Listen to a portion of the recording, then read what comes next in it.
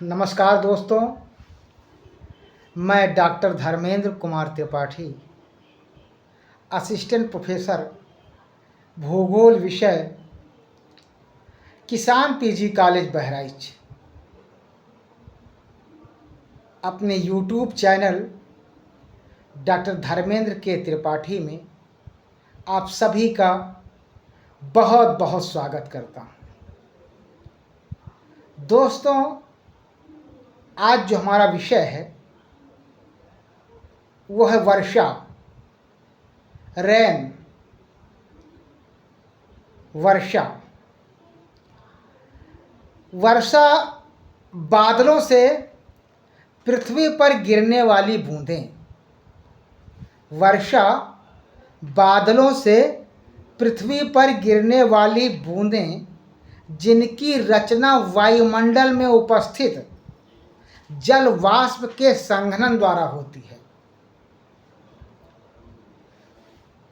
वर्षा बादलों से पृथ्वी पर गिरने वाली बूंदें जिनकी रचना वायुमंडल में उपस्थित जल वाष्प के संघनन द्वारा होती है, वर्षा कहलाती है। वर्षा से तात्पर्य बादलों से पृथ्वी पर गिरने वाली बूंदें, बादलों से पृथ्वी पर गिरने वाली बूंदें जिनकी रचना वायुमंडल में उपस्थित जलवाष्प के संघनन द्वारा होती है, वर्षा कहलाती है। वायु में निहित जलवाष्प, वायु में निहित जलवाष्प के जलकणों में, वायु में निहित जलवाष्प के जलकणों में परिवर्तन को ही, वायु में निहित जलवाष्प के कणों, वायु में निहित जलवाष्प के जलकणों में परिवर्तन को ही वर्षा नहीं कहते हैं, बल्कि उसका बूंदों के रूप में धरातल पर गिरना भी आवश्यक है। एक बार दोबारा हम बताते हैं। वर्षा बादलों से पृथ्वी पर गिरने वाली बूंदें, वर्षा जो होती है बादलों से पृथ्वी पर गिरने वाली बूंदें जिनकी रचना वायुमंडल में उपस्थित जल वाष्प के संघनन से होती है, वर्षा कहलाती है। वायु में निहित जलवाष्प के जलकणों, वायु में निहित जलवाष्प के जलकणों में परिवर्तन को ही वर्षा नहीं कहा जाता।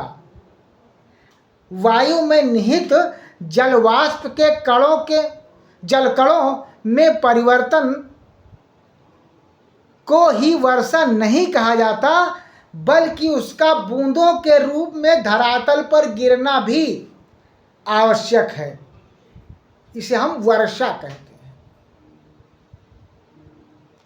बादलों से पृथ्वी पर गिरने वाली बूंदें जिनकी रचना वायुमंडल में उपस्थित जलवाष्प के संघनन द्वारा होती है, वर्षा कहलाती है। और वो वर्षा जो है जब धरातल पर उसकी बूंदें गिरती हैं तभी उसको वर्षा कहा जाता है। वैसे नहीं कि वायु में जो निहित जलवाष्प होता है तो उसको हम वर्षा नहीं कहते हैं, उसका धरातल पर गिरना भी अनिवार्य है। वर्षा होने के पूर्व,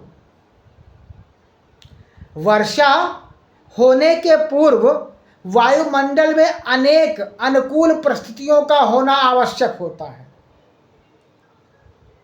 अगर देखा जाए तो वर्षा होने के पूर्व वायुमंडल में अनेक अनुकूल परिस्थितियों का होना बहुत नितांत आवश्यक होता है, तभी वर्षा की बूंदें धरातल पर गिरती हैं। जैसे उष्ण आर्द्र पवनों का तापमान जैसे उष्ण आर्द्र पवनों का तापमान ओशांक बिंदु तक पहुंच जाना। जैसे उष्ण और आर्द्र पवनों का तापमान ओशांक बिंदु तक पहुंच जाना। दूसरा, जल कणों का रूप बड़ा हो जाना, यानी वायु में जो जल कण जलवाष्प या जो होते हैं उनके जो आकार होते हैं उनका बड़ा हो जाना। बादलों का बनना, ये अनिवार्य दशाएं हैं वर्षा के लिए। ये मूल दशाएं हैं वर्षा के लिए।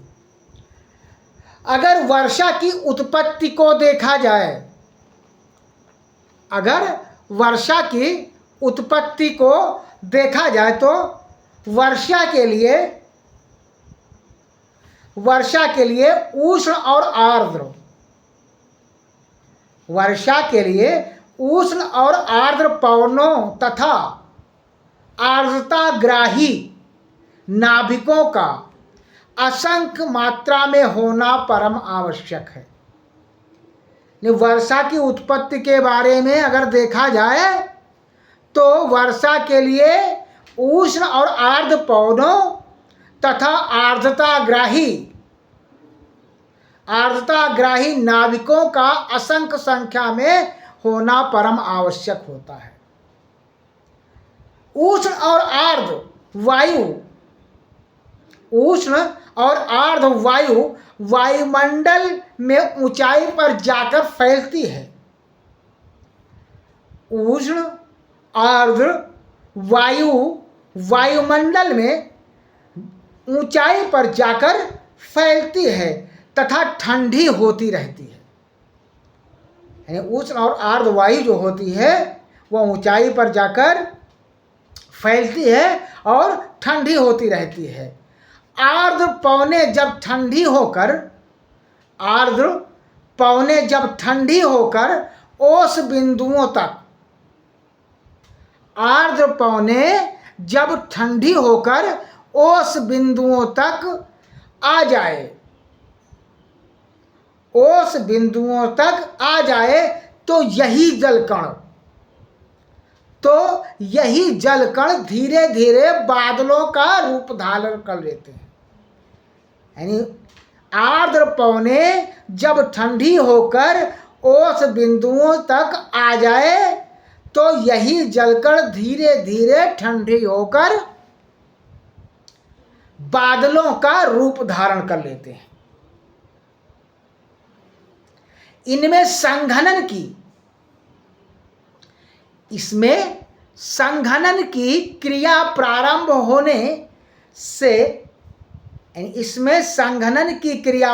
होने से छोटे छोटे जलकण, इसमें संघनन की क्रिया प्रारंभ होने से छोटे छोटे जलकण बड़े बड़े जलकणों में परिवर्तित, छोटे छोटे जलकण बड़े बड़े जलकणों में परिवर्तित हो जाते हैं। जब ये बूंदों के रूप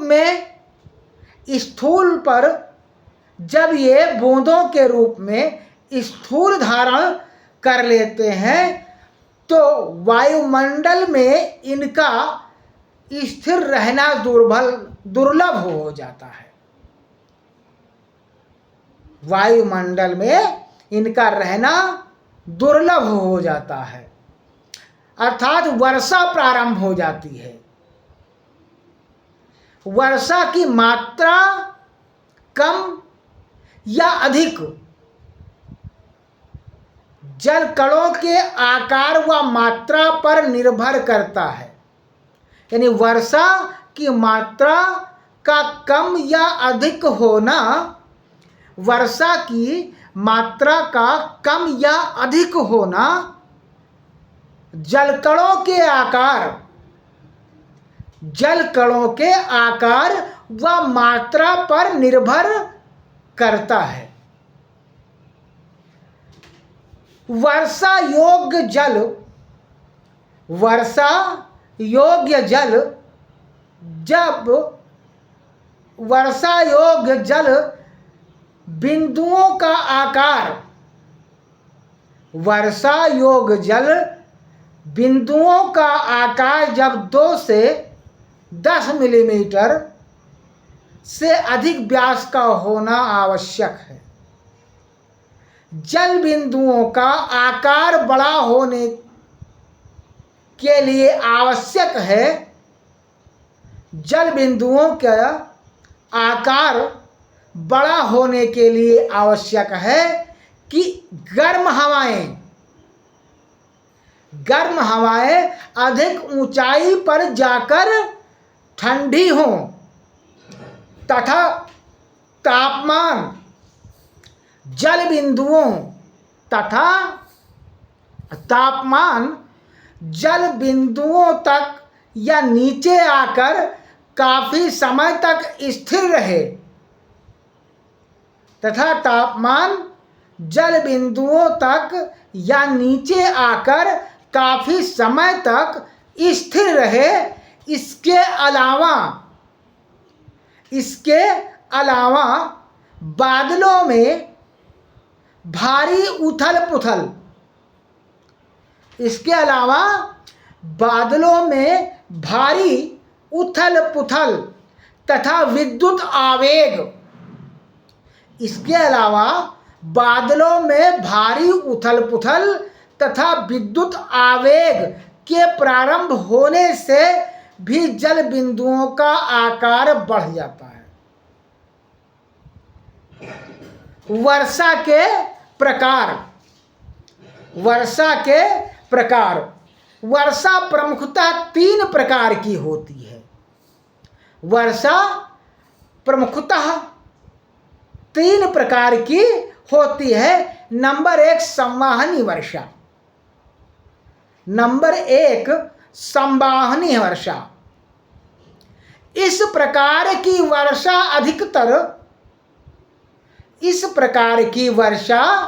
अधिकतर भूमध्य रेखीय प्रदेशों में होती है।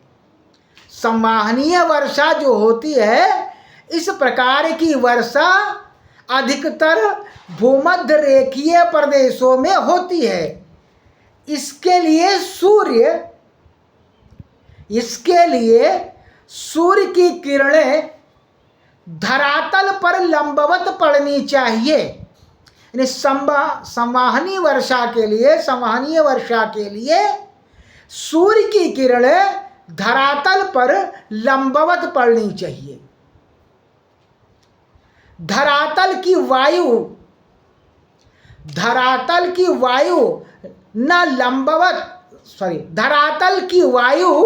इन लंबवत किरणों से काफी गर्म, धरातल की वायु इन लंबवत किरणों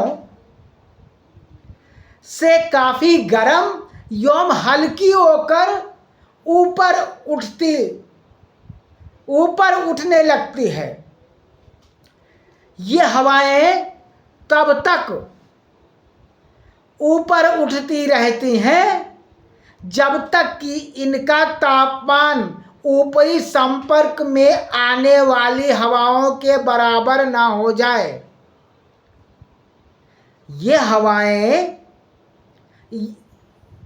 ये तब तक ऊपर उठती रहती हैं जब तक कि इनका संपर्क ऊपरी आने वालों हवाओं के बराबर न हो जाए। धरातल के गर्म से होकर यह हवाएं लगातार ऊपर को संवाहनिक धाराओं के रूप में उठती रहती हैं। लगातार ऊपर संवाहनिक धाराओं के रूप में उठती रहती हैं। एवं उठती हुई हवाएं ठंडी होती जाती हैं और उठती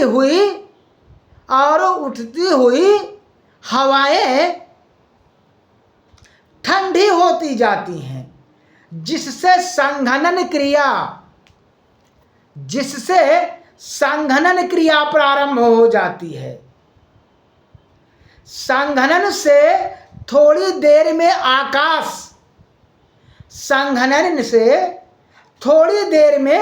आकाश कपासी वर्षी मेघों से भर जाता है। यानी संघनन से थोड़ी देर में आकाश जो है कपासी बादलों से भर जाता है और शीघ्र भारी वर्षा होने लगती है।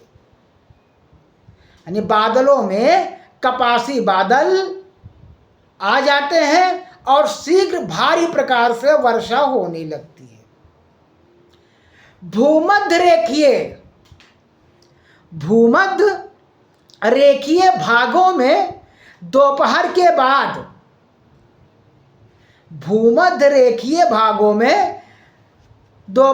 के बाद प्रायः आकाश काले घने बादलों से छा जाता है। भूमध्य रेखीय क्षेत्रों में दोपहर में बादल प्रायः काले घने बादलों से छा जाता है।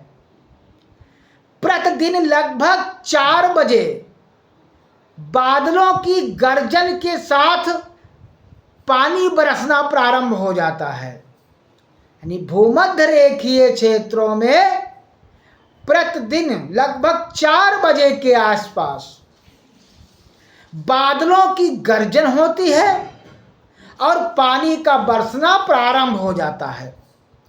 इसलिए भूमध्य रेखीय प्रदेशों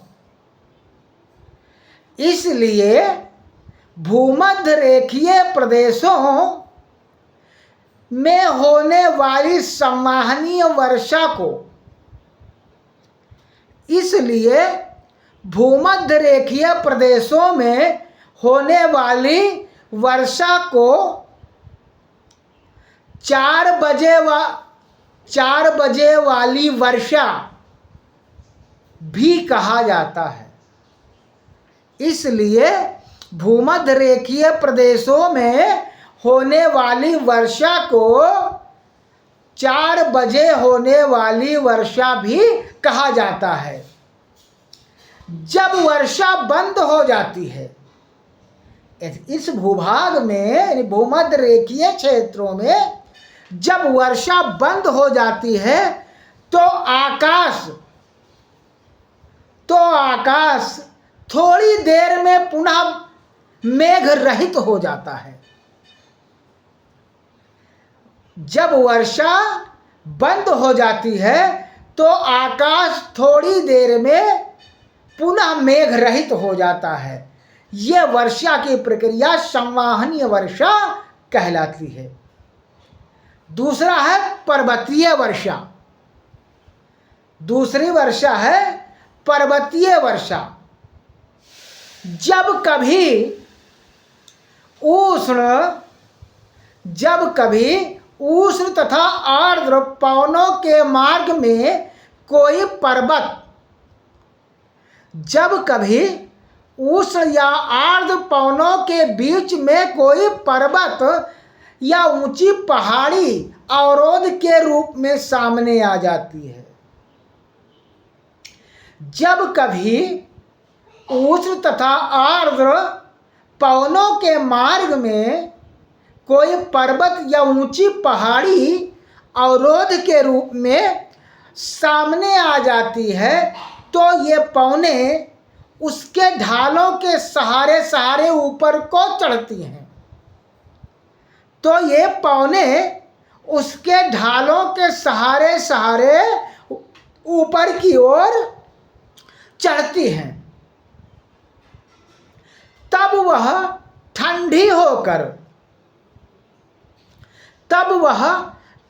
होकर अपनी नमी को वर्षा के रूप में गिरा देती हैं।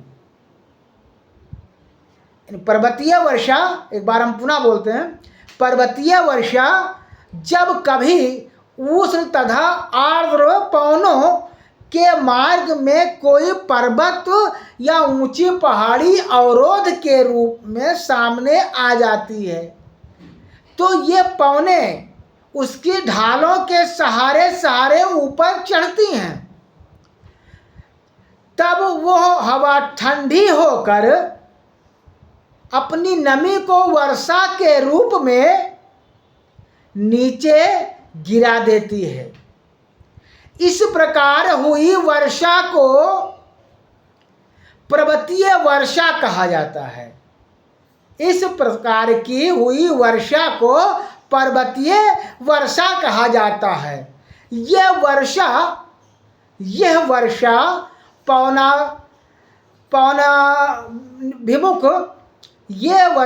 पवनाभिमुख ढालों पर ही सबसे अधिक होती है।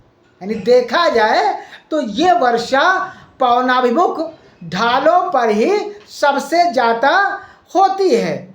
पर्वतों के पीछे के भाग में या पर्वतों के पीछे के भाग में या पवनाभिमुख ढाल पर जाते जाते पवनें शुष्क तथा शीतल हो जाने से वर्षा नहीं होती या बहुत कम होती है। इसी कारण पर्वतों के पीछे के अधिकांश भाग शुष्क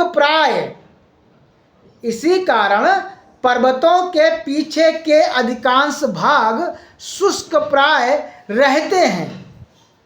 ये वर्षाविहीन वृष्ट छाया प्रदेश कहलाते हैं। यह वर्षाविहीन वृष्ट छाया प्रदेश कहलाते हैं।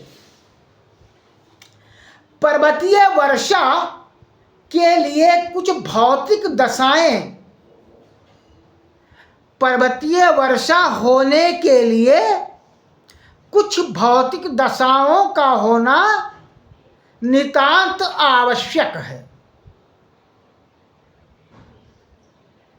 पर्वतीय वर्षा के लिए कुछ भौतिक दशाओं का होना नितांत आवश्यक है। वो दशाएं क्या हैं? पर्वतों की स्थिति, नंबर 1, पर्वतों की स्थिति उष्ण आर्द्र पवनों के ठीक सामने। पर्वतों की स्थिति उष्ण और आर्द्र पवनों के ठीक सामने पर्याप्त चौड़ाई व ऊंचाई में होनी चाहिए। यानी पहली भौतिक दशाएं क्या है कि पर्वतों की स्थिति उष्ण आर्द्र पवनों की स्थिति उष्ण आर्द्र पवनों के ठीक सामने पर्याप्त चौड़ाई व ऊंचाई में होनी चाहिए। नंबर 2, समुद्र से आने वाली हवाएं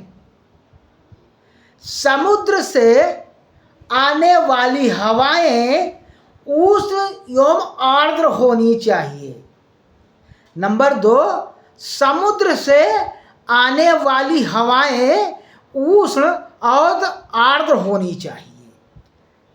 नंबर 3, पर्वतीय भागों की सागर तट से दूरी।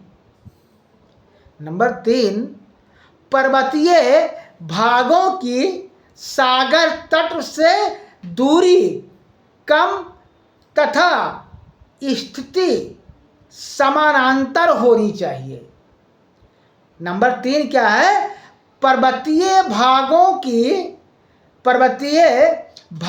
की सागर तट से दूरी कम तथा स्थिति समानांतर होनी चाहिए।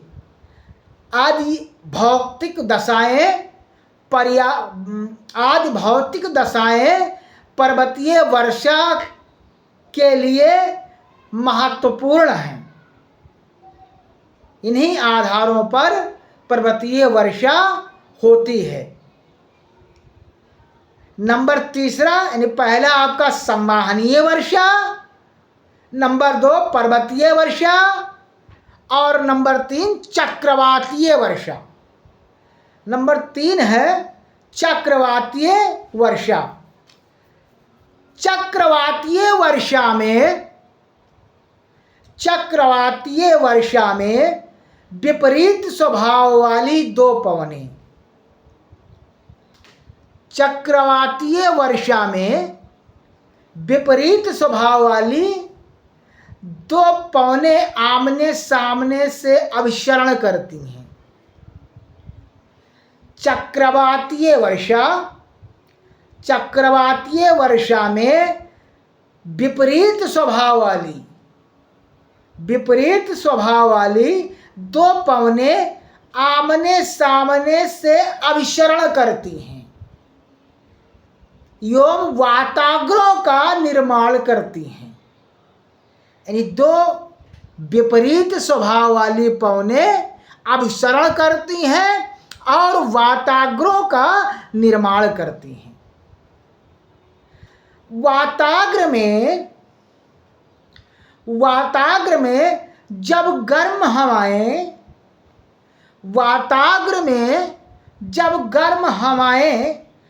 ठंडी हवाओं के ऊपर चढ़ जाती हैं। वाताग्र में जब गर्म हवाएं ठंडी हवाओं के ऊपर चढ़ जाती हैं तो ऊपर की गर्म हवाएं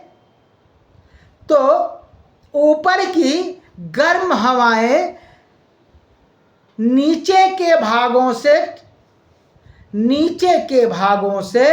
ठंडी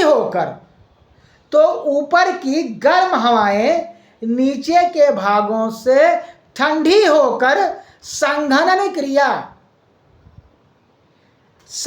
क्रिया करना प्रारंभ कर देती हैं। यानी ऐसी स्थिति में वो संघनन क्रिया करना प्रारंभ कर देती हैं तथा वर्षा होने लगती है। इस प्रकार की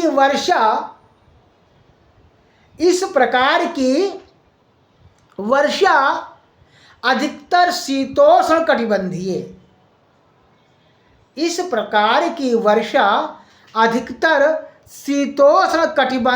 प्रदेशों में होती है। इस प्रकार की वर्षा अधिकतर शीतोष्ण कटिबंधीय प्रदेशों में होती है जहाँ पर गर्म तथा ठंडी हवाएं मिलती रहती हैं। यानी चक्रवातीय वर्षा अधिकतर शीतोष्ण कटिबंधीय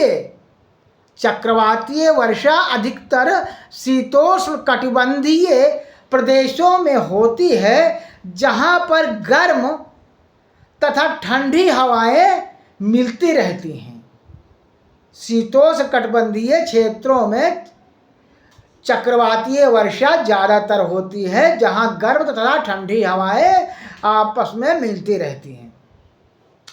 चक्रवातीय वर्षा में हवाओं की गति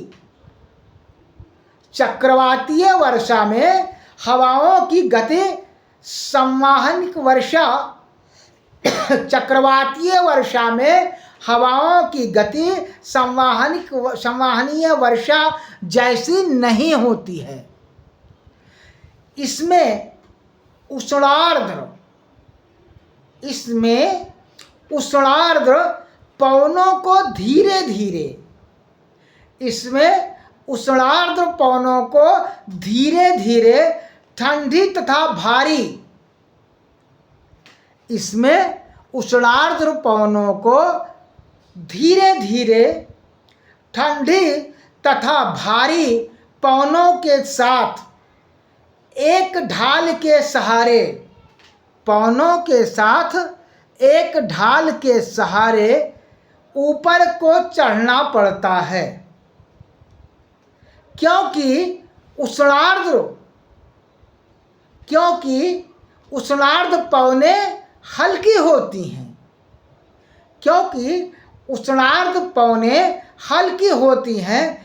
इस प्रकार धीरे धीरे पवनों के उठने, इस प्रकार धीरे धीरे पवनों के उठने से वर्षा काफ़ी समय तक होती है। यानी इस प्रकार धीरे धीरे पवनों के उठने से वर्षा काफ़ी समय तक होती रहती है। चक्रवातीय वर्षा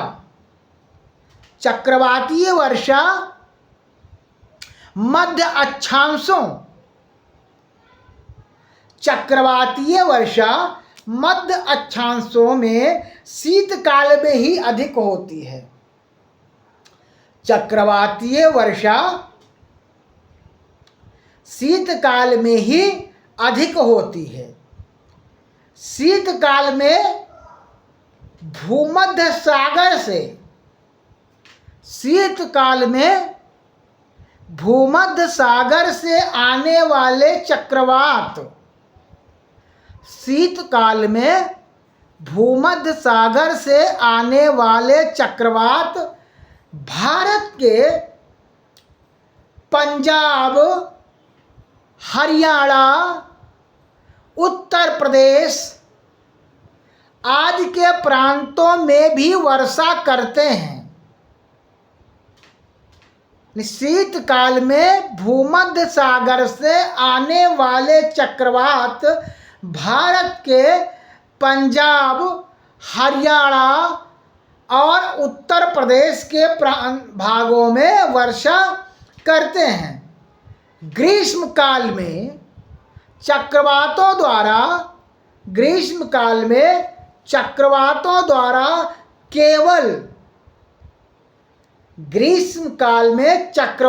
द्वारा केवल अयनवृत्तीय क्षेत्रों में वर्षा होती है। तो ये वर्षा 3 प्रकार से होती है: संवहनीय वर्षा, पर्वतीय वर्षा, चक्रवातीय वर्षा।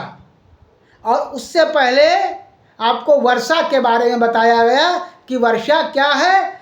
वर्षा बादलों से पृथ्वी पर गिरने वाली बूंदें, बादलों से पृथ्वी पर गिरने वाली बूंदें जिनकी रचना वायुमंडल में उपस्थित जलवाष्प के संघनन से होती है, वर्षा कहलाती है। वर्षा बादलों से पृथ्वी पर गिरने वाली बूंदें जिनकी रचना वायुमंडल में उपस्थित जलवाष्प के संघनन द्वारा होती है, वर्षा कहलाती है। और ये वर्षा 3 प्रकार की होती है: संवहनीय वर्षा, पर्वतीय वर्षा और चक्रवातीय वर्षा। दोस्तों, जो हमारा विषय था वर्षा, वो आज वीडियो के माध्यम से आप तक पहुंचाया जा रहा है। मिलते हैं एक नए विषय के साथ, तब तक के लिए नमस्कार।